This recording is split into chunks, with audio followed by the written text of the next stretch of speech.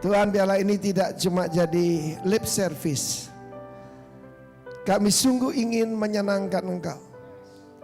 Bahkan dengan anugerah-Mu biarlah kita mencapai membanggakan Bapa di sorga.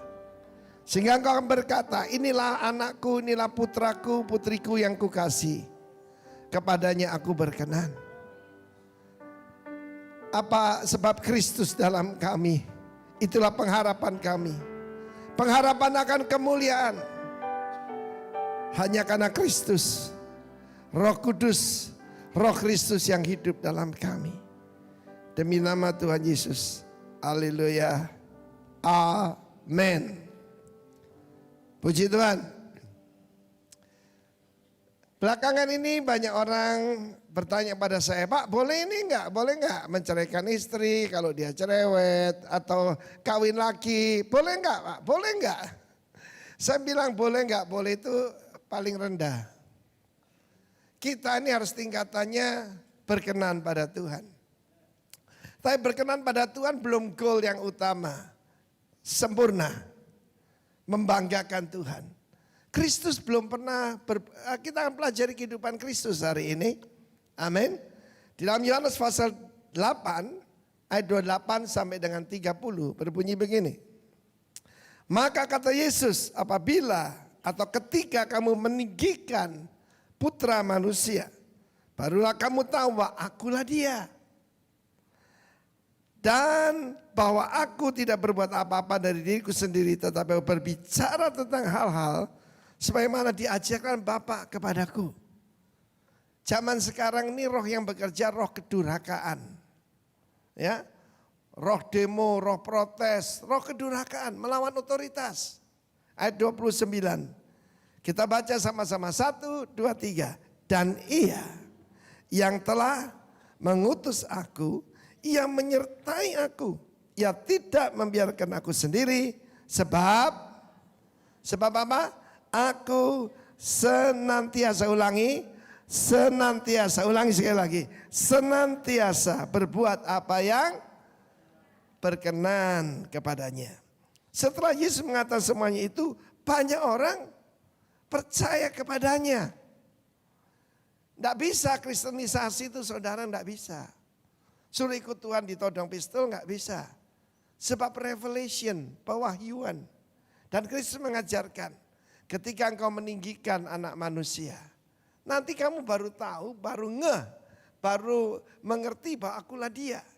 Nah ayat ini sering diputar balik saudara. Gini, banyak orang, saya dengarkan pengkhotbah berkata gini, kalau pujian penyembahan kita meninggikan Tuhan sedemikian, maka orang di jalan-jalan, tukang parkir akan masuk ke gedung gereja. Itu pelajaran dari mana? Jangan menerjemahkan Alkitab menurut pikiran kita. Ya, jangan boleh diajarkan gitu ya Pak Tony ya. Sebab meninggikan di sini ada hubungan Yohanes 3. Seperti Musa meninggikan apa? Meninggikan apa? Musa meninggikan apa di padang belantara? Meninggikan ular. Dengar baik-baik. Jadi saudaraku, ketika Kristus itu seperti penangkap petir. Bagian paling atas dari gedung ini penangkap petir. Ya, yang dihubungkan dengan yaitu saudaraku kabel baja, bukan baja, tembaga sampai ke dalam tanah. Jadi tugasnya itu menangkap petir. Blar! Segala murka daripada Allah itu diterima Kristus, dibuang ke bumi. Jadi dia menanggung kesalahan saya dan saudara. Amin. Baru kamu tahu bahwa akulah dia. An eye opener, membuka mata. Berapa banyak yang mau menyenangkan Tuhan, angkat tangan. Berarti message ini buat saudara. Amin. Sungguh ingin menyenangkan Tuhan. Amin. Ya. Firman Tuhan berkata, dia yang mengutus aku. Ada orang tanya, Pak, Bapak ini tidak sungkan ngadepi orang kaya, orang berpangkat. Ya, Bapak tidak munduk-munduk begini. Kenapa? Saya ini tahu siapa saya. Saya ini utusan Tuhan. Amin. Saya utusan Tuhan. Orang kalau diutus Tuhan itu, jadi saudaraku bukan percaya diri, percaya dia. Amin. Nah saudara yang kasih, firman Tuhan mengatakan bahwa aku selalu Dia menyertai aku sebab aku selalu melakukan yang berkenan padanya. Aresteo. Aresteo itu menyenangkan. Nah saudara yang kasihan Tuhan, karena itu kita tidak bicara soal boleh tidak boleh.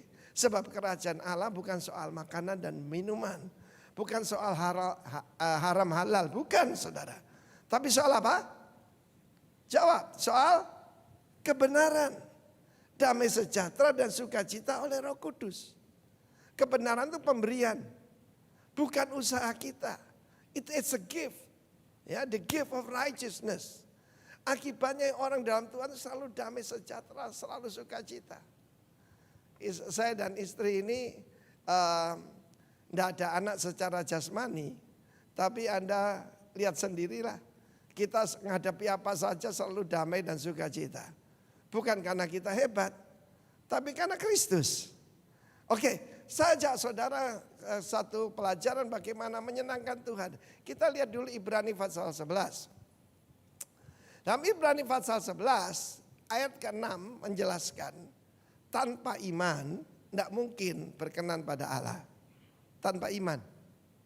Apa itu iman? Ada orang berkata, Pak tak imani arek ayu dadi bojoku. Itu bukan tak imani, tak yakini ya. Iman itu saudaraku percaya apa yang Tuhan katakan dan melakukannya. Amen.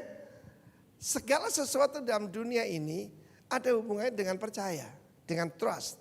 Saudara taruh uang di bank, saudara percaya bank itu aman. Amen. Saudara duduk di kursi itu, percaya kursi ini meskipun mereknya bagus, sanggup menahan berat badan Anda. Amen.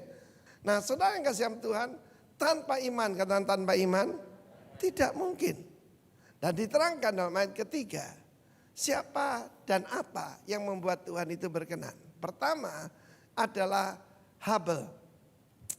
Habel itu hevel artinya nafas, hembusan nafas.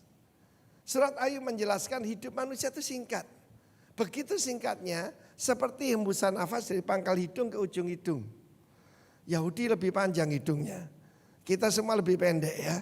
Untuk mengingatkan hidup manusia cuma gitu saja habis saudara. Tetapi Tuhan menyediakan hidup kekal kan. Bahkan dia menyediakan hidup seperti hidupnya sendiri. Kristus datang untuk memberikan kita Zoe. Jadi pertama kalau menyenangkan Tuhan itu korban.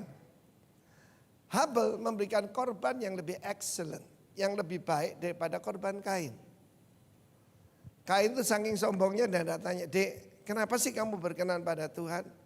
Tapi iri hati, dengki, hati-hati. Ya, bagaimana Herodias minta kepala Yohanes Pembaptis di sebuah talam, itu kan super sadis. Firman Tuhan menjelaskan, sinners a grudge. Dia menyimpan dan menyusui kejengkelan. Jengkel, Anda susui, Anda biarkan di dada saudara, nanti jadi pembunuh. Sadis kan? Minta hadiah apa? Dia tanya, mami, kata dia si Salome tanya, minta kepala Yohanes Pembaptis. Sebab menegur dia. Saudara melayani Tuhan ini sudah dijelaskan. Kerajaan Allah sejak zaman Yohanes Pembaptis itu diserong. Diserong itu suffer violence. Saya tidak pernah meninabobokan saudara. Ya, bahwa kita akan mengalami violence, itu jelas. Tetapi korban adalah sesuatu yang kita kembalikan. Kita itu diberi baru mengembalikan. Jadi kalau terima berkat uang ya, maka saudara perlu tahu ini roti untuk dimakan atau benih untuk ditabur. Amen. Roti untuk dimakan atau benih untuk ditabur. Dan itu pembicaraan saya dengan istri. Ini benih ya, ini roti ya. Roti untuk dimakan. Dan makin berumur makannya makin sedikit saudara. Nah jadi pertama itu ukurannya korban. Jadi bukan yang kita kumpulkan, tapi yang kita kembalikan. Yesus berdiri di samping peti persembahan. Misalnya saya sekarang nanti selama memberi persembahan, saya di sini, saya liatin isinya. Pendeta mata duitan kan gitu ya. Yesus berdiri di tepi peti persembahan, dia mengajar sesuatu. Bahwa persembahan janda miskin yang cuma 2 duit itu jauh lebih besar dari jumlah yang besar yang diberikan orang-orang kaya. Orang kaya memberi dari kelebihannya. Tetapi ibu janda ini memberikan seluruh penghidupannya. 100%. Jadi ukuran berkenan atau tidak itu saudara bisa cek sendiri buku tabungan saudara dan coba jumlah yang dikembalikan pada Tuhan berapa. Amin. Dan kalau mau meningkat, nah saya dengan istri punya kebiasaan kita evaluasi dan tahun ini harus lebih besar daripada tahun lalu. Jadi orang tanya, how to love God more? Give God more. Amen. Jadi ukurannya itu bukan yang kita kumpulkan. Nah ini salahnya. Sukses dunia sudah masuk ke gereja. Sehingga saudara bilang, oh orang itu berkenan pada Tuhan. Kenapa? Mobilnya lebih bagus. Oh belum tentu. Dereng karuan. Amin saudaraku. Yang diukur adalah kurban. Pribadi kedua yang berkenan pada Tuhan adalah Henokh. Henokh artinya dedicated. Dedicated saudara, berdedikasi. Ukuran kedua adalah keintiman, kedekatan.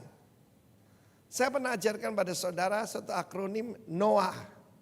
Nuh, number N itu nearness. Yang saudaraku kemudian bagaimana yang paling bawah H itu holy. Memisahkan diri bagi Tuhan.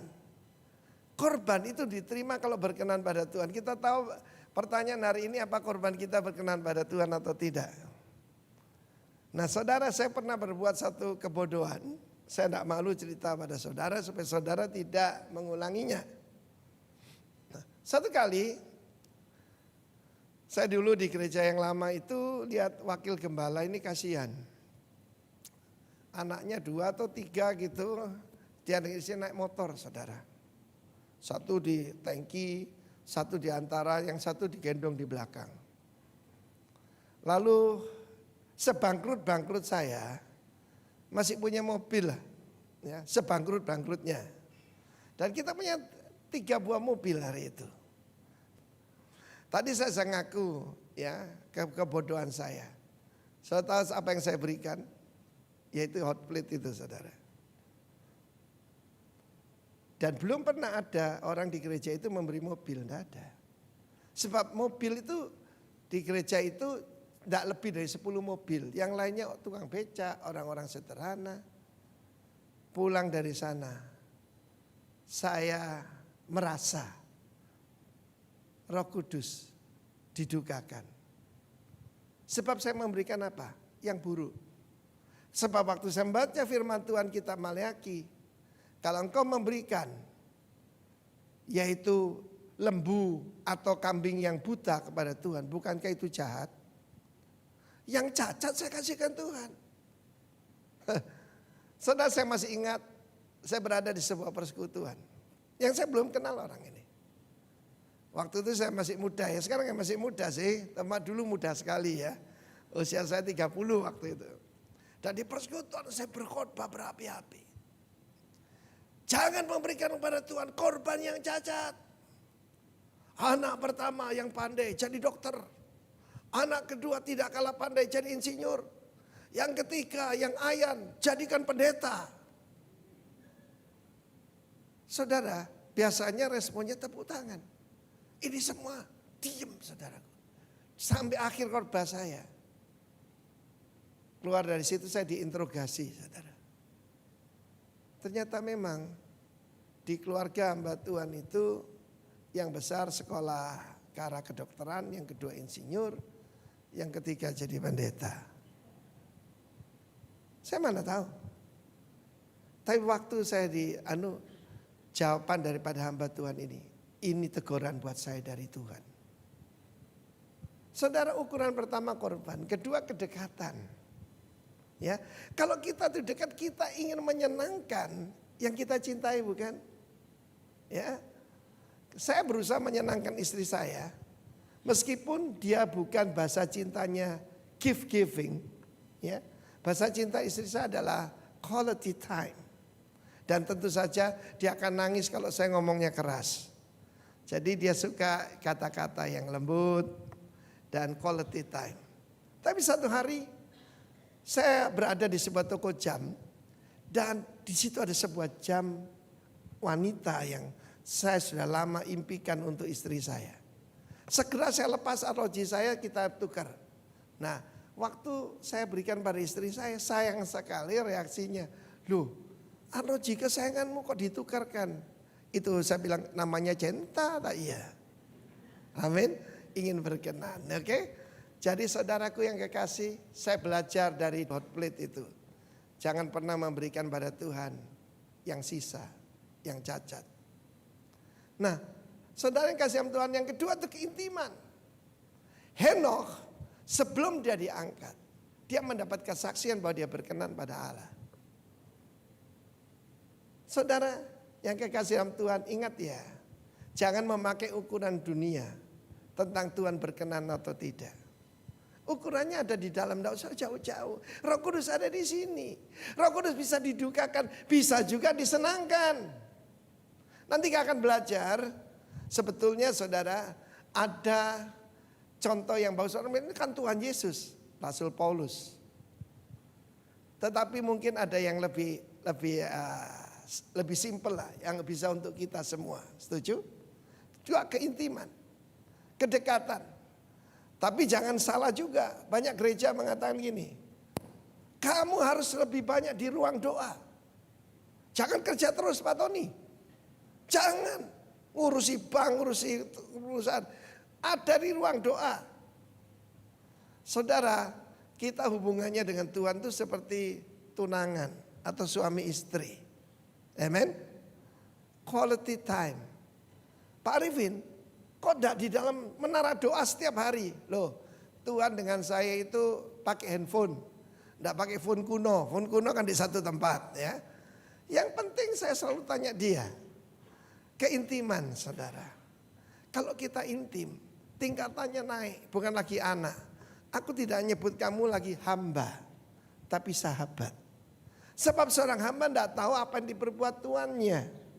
Ketika kita melihat keadaan dunia ini, ada berbagai reaksi manusia. Ada yang banyak ketakutan. Saya minggu lalu ketemu seorang pengusaha, dan kita berbincang-bincang, banyak pengusaha ini memindahkan asetnya ke luar negeri. Bahkan ada yang mau lari pada waktu pemilu. Jangan saudara, amin. Sebab Tuhan tidak memberikan roh ketakutan. Roh ketakutan tidak berasal dari Allah. Dan jangan lupa, tanpa iman tidak mungkin menyenangkan hati Tuhan. Jadi ukuran yang ketiga adalah karya. Amin. Sebagai contoh Rasul Paulus, apa karyanya?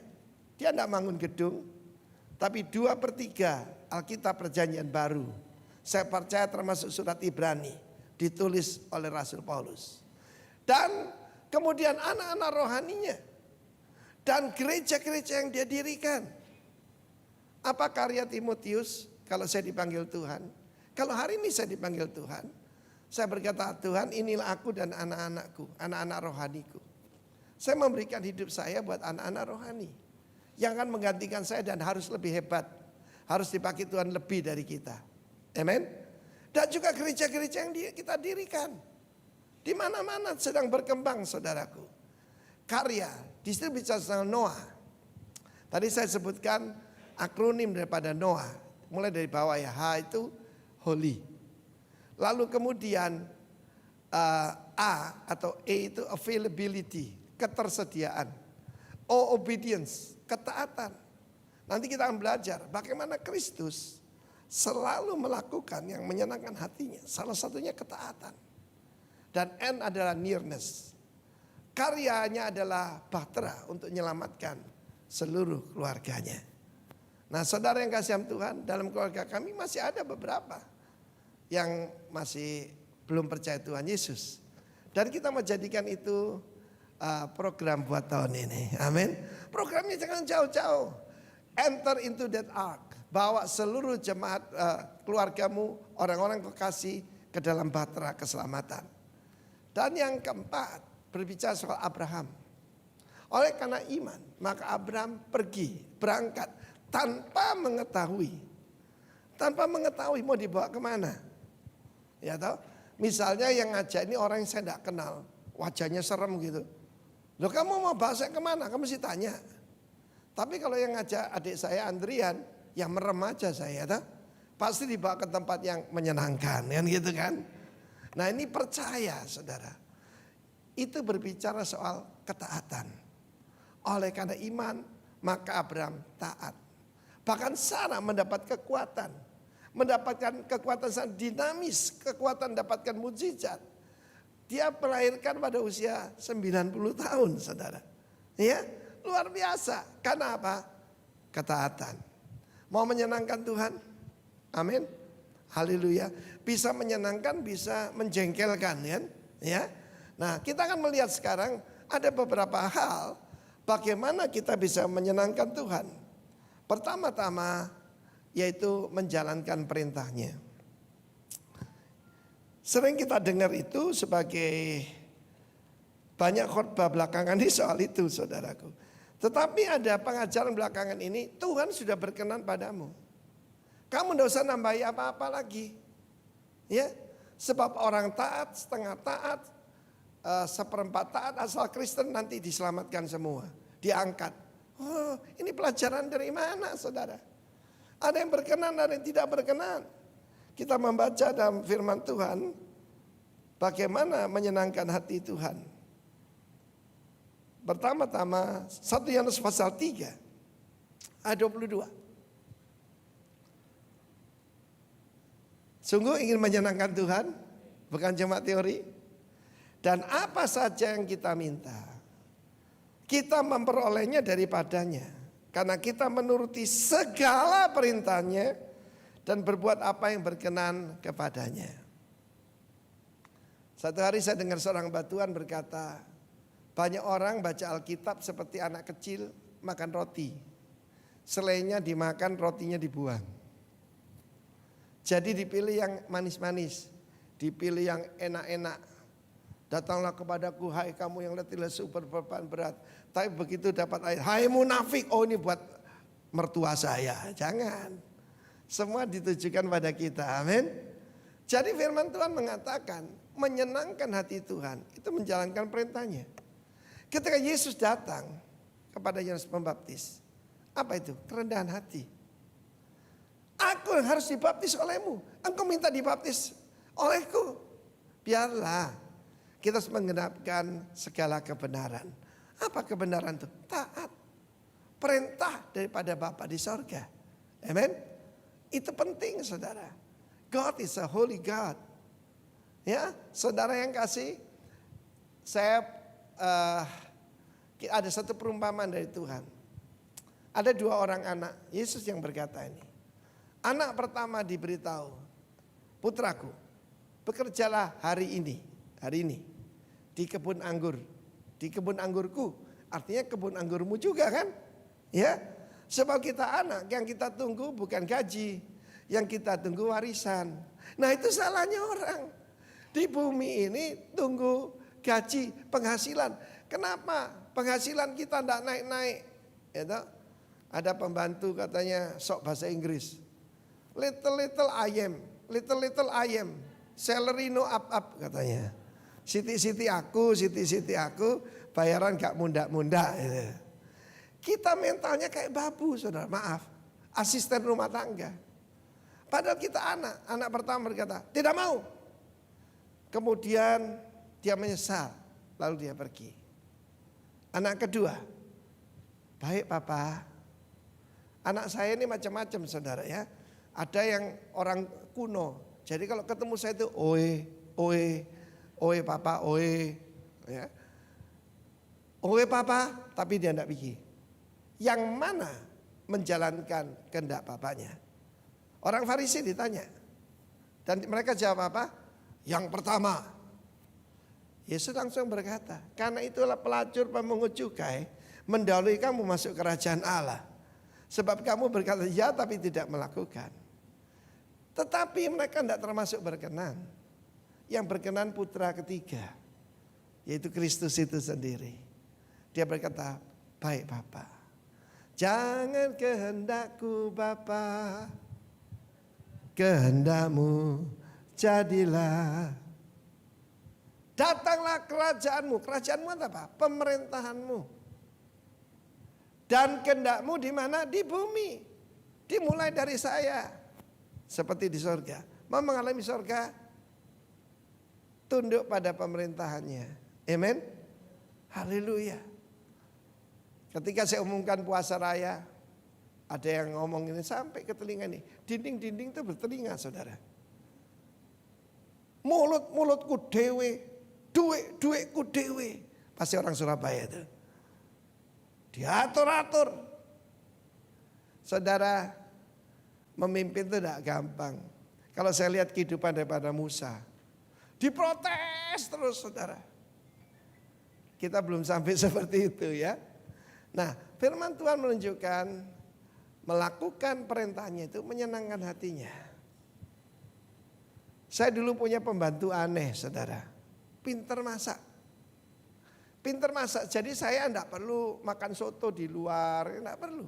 Karena di rumah enak sekali. Rawonnya, sotonya 2 itu top, saudara. Tapi karepe dewe. Saya bilang, bikinkan soto ya. Dia bikinkan rawon, saudara. Atau dia bikinkan soto tapi 4 hari lagi. Seperti ini dapurku, this is my kitchen rule. Karepe dewe. Lama-lama saya bilang sama istri saya, peringati ya. Kalau tidak berubah, ganti, keluarkan. Kamu tidak berani keluarkan, aku yang keluarkan. Bagaimana kita sebagai hamba-hambanya? Kita putra tapi hamba. Kalau dia memerintahkan. Saya masih ingat ketika Tuhan berkata pergi ke Bali. Saya tidak bilang jaminannya apa. Saya berkata yes Lord. Ya Tuhan. Amin. Segera saudara.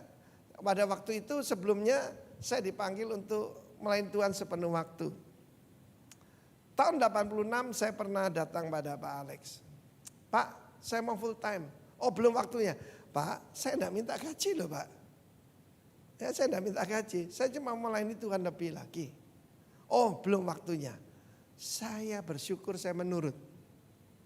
Ya, karena beliau kasih alasan, lu belum matang. Iya belum matang saudara ya. Makanan setengah matang kan tidak enak ya. Tahun 89 dipanggil. Sekarang waktunya. Saya berkata, yes. Saya kumpulkan pegawai saya bilang perusahaan ini akan saya tutup, tapi kalian semua dapat pesangon dan saya carikan kerjaan. Perusahaan saya serahkan pada wakil saya, silakan ambil. Kemudian tahun yang sama Tuhan berkata, pergi ke Bali. Saya sudah bilang enak aja ke Bali. Jangan lihat Bali sekarang ya saudara, ini tahun 89. Ya, tapi berkata yes Lord. Karena saya tahu ketika saya berkata yes Lord, itu menyenangkan hatinya. Ya, karena itu para ibu-ibu, kalau suaminya manggil sayang, aduh aku pegel kabeh boyok loro iki kecepit iki. Lalu badannya digosoki sama remason saudara. Lagu yang disukai suami adalah ku jawab ya, ya, ya. Apalagi ya, betul John? Ya betul. Betul Pak Tony? Ku jawab ya. Nah kedua, kalau mau senangkan Tuhan, sabar menderita seperti dia. Meskipun faktanya kita ini benar, tapi kita menanggung tidak enaknya, disalah mengerti orang dan sebagainya.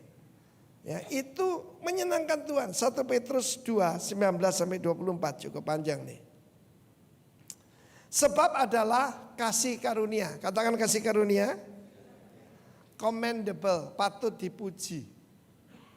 Menyenangkan dan patut dipuji. Jika seorang karena sadar akan kehendak Allah menanggung penderitaan yang tidak harus ia tanggung. Sebab dapatkah disebut pujian jika kamu menderita pukulan karena kamu berbuat dosa? Tapi jika kamu berbuat baik dan karena itu kamu harus menderita, maka itu adalah kasih karunia pada Allah.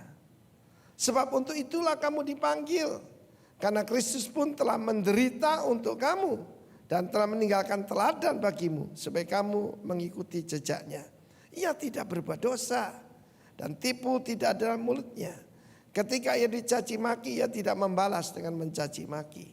Ketika menderita, ia tidak mengancam, tapi ia menyerahkannya pada Dia yang menghakimi dengan adil. Ia sendiri telah memikul dosa kita dalam tubuhnya di kayu salib, supaya kita yang telah mati terhadap dosa hidup untuk kebenaran. Oleh bilur-bilurnya kamu telah sembuh. Menderita yang tidak harus kita tanggung. Nah, enak ya. Tapi Kristus telah memberikan satu teladan. Kalau suami istri mengerti ini aja, langsung surga di atas muka bumi, saudara. Karena apa? Seringkali kita berpikir soal rightness. Ya, rightness lebih dari fairness. Rightness, aku betul kok. Enggak bisa. Lalu terjadi ribut. Ya, saudara, menang jadi arang, kalah jadi abu. Karena itu pertengkaran itu haram, saudara ya. Pertengkaran itu seperti membuka jalan air. Ingat New Orleans, terendam seluruh daerah itu gara-gara ada retak kecil di bendungan, saudara. Ya, kecil cuma pertengkaran. Saya ingat apa yang dikatakan Pak Jarod, anak-anak lebih profesional di dalam bertengkar dari orang tua. Sebab anak-anak itu sangat fokus. Kalau bertengkar soal keju, ya cuma keju aja. Kalau orang tua, bapakmu, ibumu, nenek moyangmu, ada yang ngaku-ngaku gini, ngaku dosa sekalian ya. Nah, saudara, saya satu kejadian mungkin yang pernah saya ceritakan pada Anda, tapi saya tahu ada beberapa saudara yang baru untuk just refresh your memory. Satu kali saya ditelepon orang, ada sebuah rumah yang saya bangun 25 tahun yang lalu sudah pindah tangan 3 orang. Lalu dia pasang ada lampu kristal yang maha besar. Lah plafonnya ambruk, saya suruh ganti, saudara. Bukan cuma plafonnya, lampu kristal yang mahal itu juga saya suruh ganti. Orang tanggung jawab gedung yang diserahkan itu cuma 1 tahun. Ini 25 tahun. Bapak kan pendeta? Iya Pak. Anak saya majelis gereja.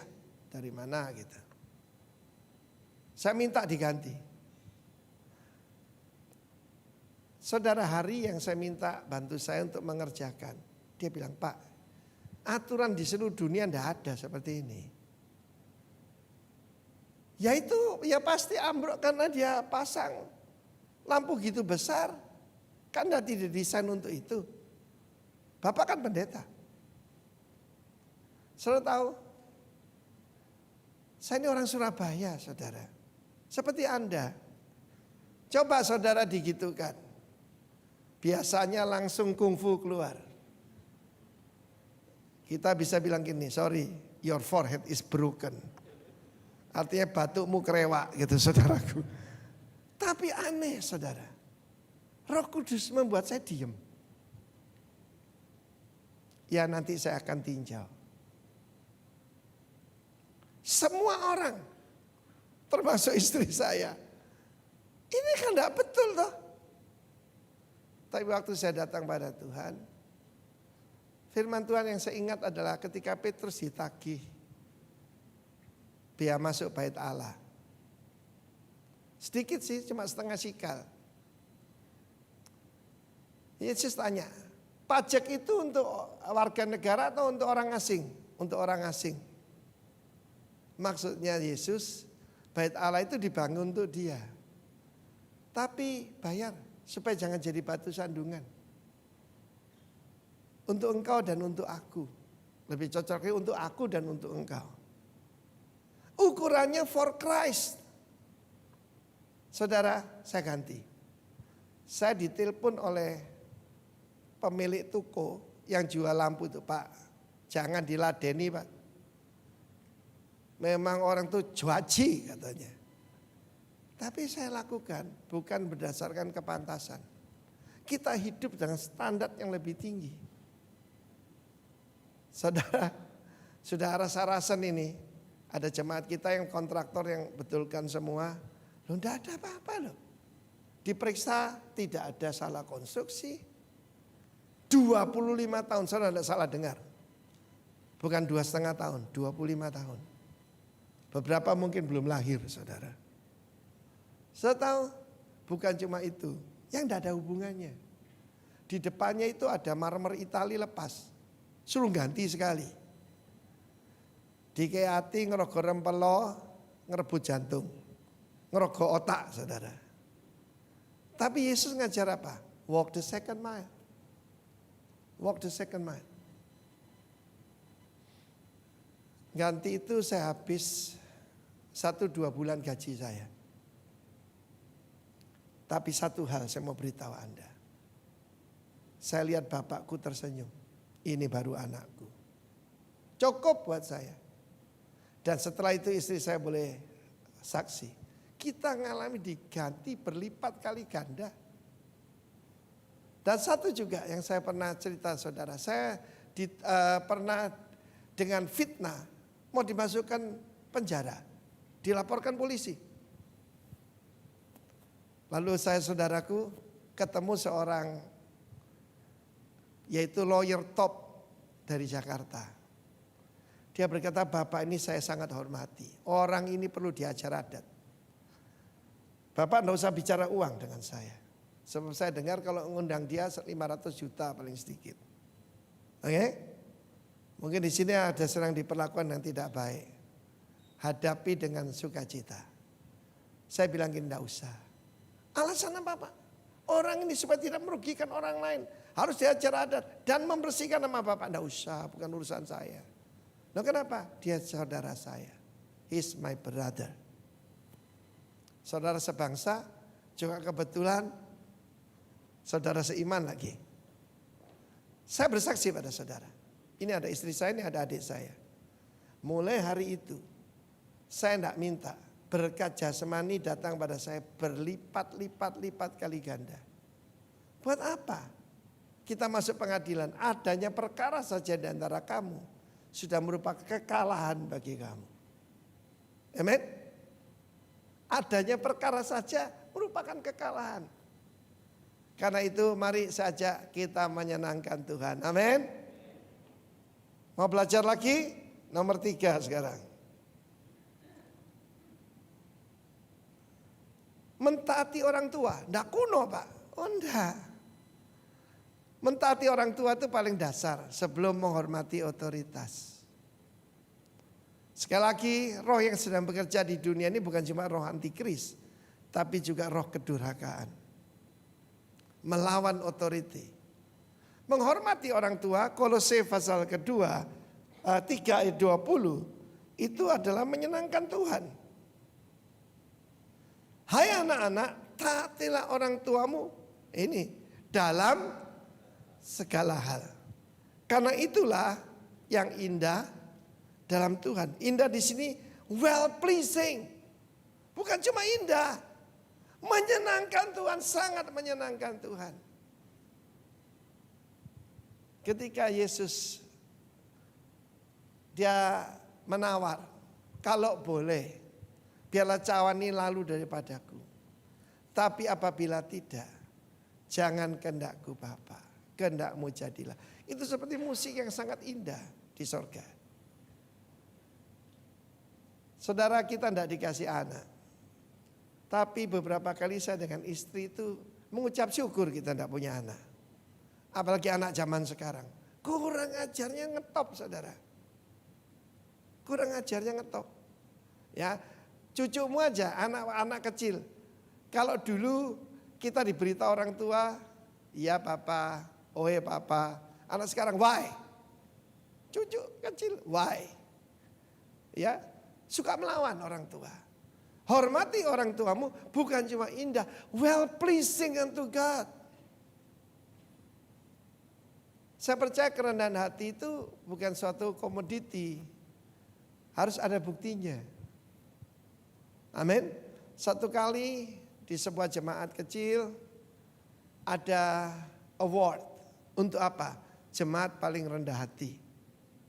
Lalu dipilih seorang ibu yang dari luar sangat rendah hati, saudaraku. Kalau ketemu orang, puji Tuhan, haleluya, amin. 3 itu saudara, puji Tuhan, haleluya, amin. Ibu ini akan diberikan award karena kerendahan hati. Dan pada waktu itu hari Natal, dipanggil ibu ini, semua tepuk tangan. Dia maju ke depan untuk menerima hadiah. MC-nya berkata, maaf, hadiah dibatalkan karena ibu ini mendadak tinggi hati. Merasa layak menerima. Nah, saudara, menghormati orang tua itu satu-satunya dari 10 perintah Allah yang punya bonus. Tidak 1 tapi 2. Berbahagia dan panjang umurnya di bumi. Nah, tentang berbahagia. Kalau ada orang merasa aku tidak bahagia, coba periksa.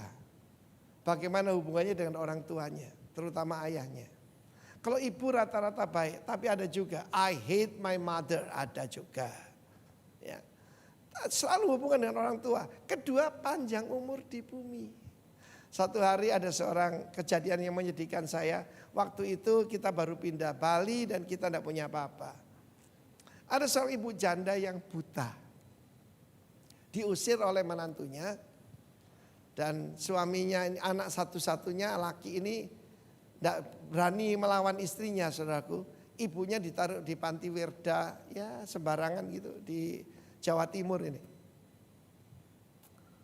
Dan ibu janda yang buta itu pegang tangan saya. Arifin, kamu gak punya tempat buat tante.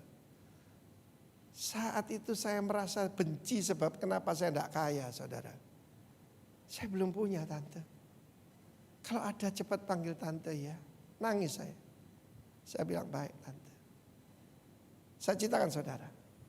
Kedua anaknya tidak sampai 45 tahun mati semua. Ada yang dua-duanya cancer, satunya sakit jantung. I don't know. Firman Tuhan mengatakan ada 2 berkat. Menghormati orang tua, pertama berbahagia. Artinya blessed, diberkati. Dan kedua panjang umur. Untuk apa? Menikmati berkat itu. Ada di sini yang lawan orang tuanya. Dan kamu tanya why I'm not happy, not blessed. Ini jawabannya.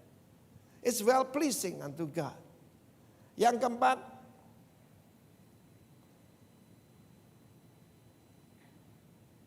korban ucapan syukur. Perhatikan, bukan ucapan syukur tapi korban ucapan syukur dan menolong orang lain. Ibrani 13 ayat 15 dan 16.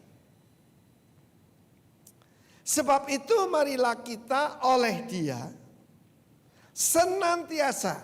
Ingat tadi Yesus senantiasa melakukan yang berkenan padanya kan? Mempersembahkan korban syukur, bukan syukur tapi korban syukur kepada Allah, yaitu ucapan bibir yang memuliakan namanya. Dan jangan kamu lupa berbuat baik dan memberi bantuan, sebab korban-korban demikianlah yang berkenan kepada Allah. Therefore by Him let us continually offer the sacrifice of praise. Sacrifice of praise. Ya.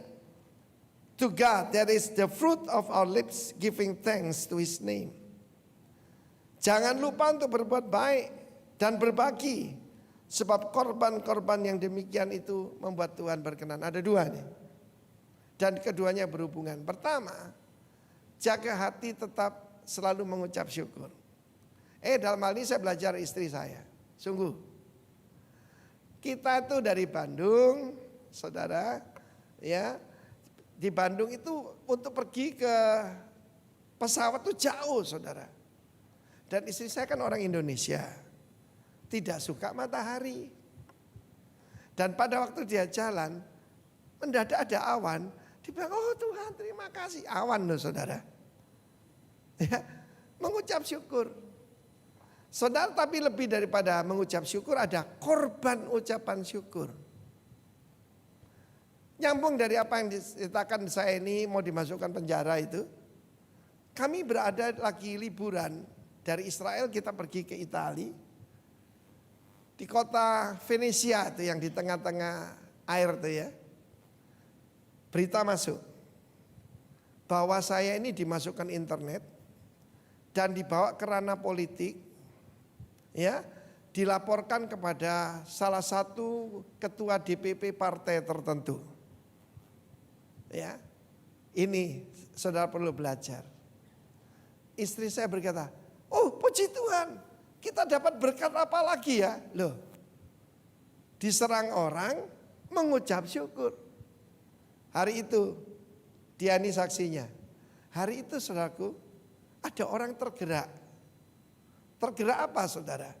Ya, kita punya mobil lama kuno saudara 2003. Diganti yang lebih baru 2010.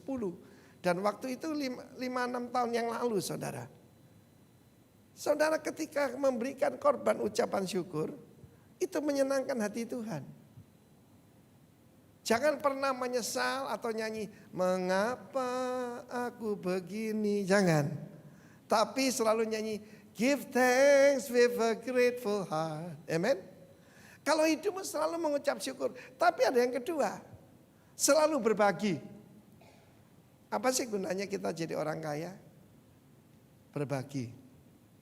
Kalau memberi itu kan tidak perlu cerita. Tapi sebagai guru, saya harus ngajar saudara. Satu hari saya dapat berkat besar saudara. Ada surat dari kuburan. Pak John saya tidak tahu, surat itu dikirim Oktober baru ke tangan saya Desember. Periksa kantor Anda. Surat itu berbunyi begini, Pak.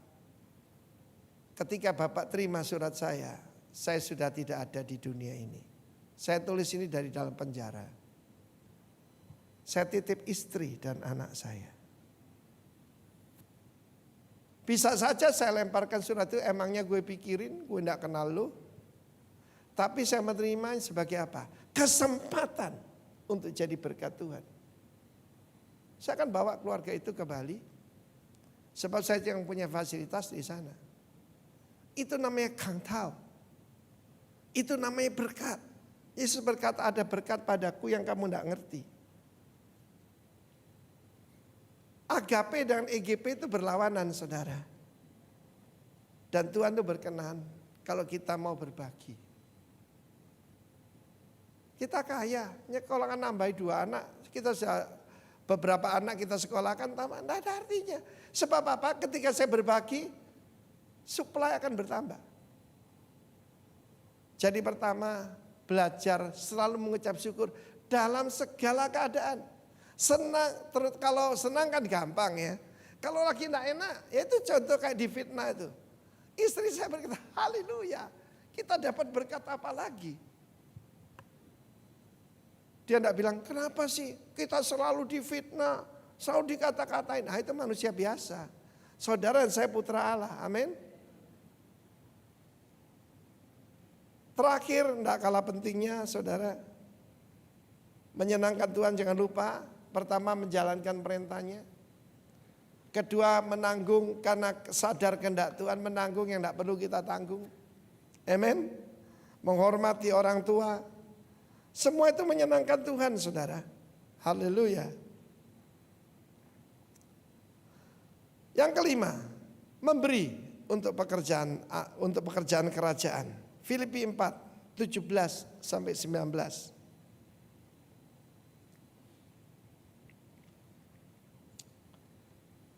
Rasul Paulus berbicara pada jemaat Filipi, tetapi yang kuutamakan, yang paling penting bukan pemberian itu, melainkan apa? Baca, buahnya yang makin memperbesar keuntunganmu. Bukan bunganya ya, buahnya. Saya mau kasih komentar sebentar. Ada pengusaha datang, Pak, kita ini akan kumpulkan dana abadi. Tidak boleh diotek-otek, bunganya dipakai untuk pelayanan. Nah kan kecil sekali. Maaf ya saya bilang, kita tidak terima bunga, kita cuma terima buah. Coba makan bunga, kesurupan sampean, ya kan? Yang penting buahnya. Coba baca ayat selanjutnya saudara. Kini aku telah menerima semua yang perlu daripadamu, malah lebih daripada itu aku berkelimpahan. Karena aku telah menerima kirimanmu dari Epafroditus, suatu persembahan yang harum, suatu korban yang menyenangkan hati Tuhan. Well pleasing unto God. Amen.